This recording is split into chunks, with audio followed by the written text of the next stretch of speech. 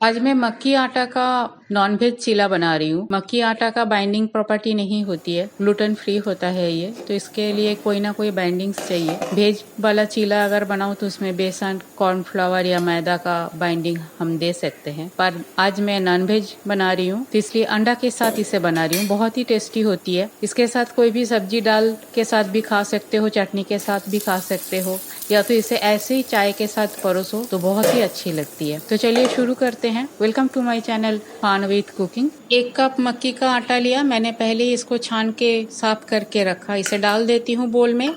थोड़ी सी हल्दी पाउडर डाल रही हूँ, ऑप्शनल है, आप ना चाहो तो ना भी डाल सकते हो। गरम मसाला पाउडर डाल रही हूँ थोड़ी सी। मिर्ची अपना स्वाद अनुसार, मैं यहाँ बहुत ही कम डाल रही हूँ क्योंकि जो लोग मेरा पहले का सब्सक्राइबर है उन्हें पता है मेरे घर में मिर्ची बिल्कुल नहीं चलता। थोड़ा सा ब्लैक पेपर पाउडर डाला। कुछ मेरे पास यहाँ फ्रेश ऑरिगेनो है, इसे चॉप करके डाल देती हूँ। अगर ऑरिगेनो आपके पास नहीं है तो अजवाइन जरूर डाल लेना इसमें।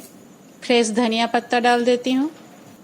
थोड़ी सी प्याज चॉप किया हुआ है उसे भी डाल देती हूँ, प्याज आप कम ज़्यादा कर सकते हो। आधा नींबू का रस डाल देती हूँ। अंडा मैंने यहाँ 1 ही डाला, आप चाहो तो 2 या 3 अंडा भी डाल सकते हो। उस समय आपको पानी डालने की ज़रूरत नहीं पड़ेगी। अंडा के साथ पहले मक्की का आटा को अच्छी तरह से मिक्स कर लेती हूँ, उसके बाद पानी डालूंगी। पानी मैंने यहाँ 3/4 कप रखा है, धीरे धीरे डालती हूँ और एक पतला बैटर बना लेती हूँ। तो मेरा ये पूरा 3/4 कप पानी लग गया यहाँ बैटर बनाने के लिए। इसको थोड़ी देर के लिए रेस्ट में रख देती हूँ, उसके बाद चीला बनाती हूँ। 10-15 मिनट हो गया, बैटर रेस्ट कर चुका है। अब इसमें स्वाद अनुसार नमक डाल देती हूँ और बिल्कुल ही थोड़ी सी, 1 पिंच बोल सकते हो, बेकिंग सोडा डाल रही हूँ। अच्छी तरह से मिक्स कर लेती हूँ। ये आप रेडी है, चीला बनाते हैं। तवा गर्म हो गया, थोड़ा सा तेल ब्रश कर लेती हूँ तवा के ऊपर। 2 चम्मच बैटर डाल देती हूँ और धीरे से इसको स्प्रेड कर देती हूँ। कवर कर देती हूँ और बिल्कुल ही लो फ्लेम पे इसे 1-2 मिनट पका लेती हूँ। 2-3 मिनट हो गया, एक साइड सीख भी गया है। ऊपर वाला साइड में थोड़ा सा ऑयल ब्रश कर देती हूँ और चीला को टर्न कर देती हूँ।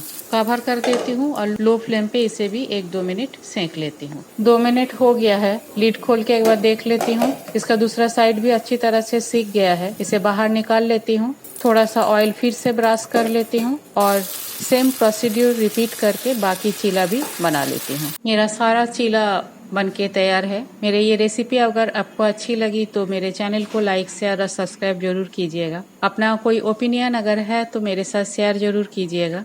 थैंक्स फ्रेंड, मेरे वीडियो देखने के लिए। मेरे साथ बने रहिए। इस तरह का सिंपल हेल्दी रेसिपी मैं अपलोड करती हूँ। आज यहाँ तक ही, मिलते हैं कोई और एक रेसिपी के साथ। तब तक के लिए bye, have a good day.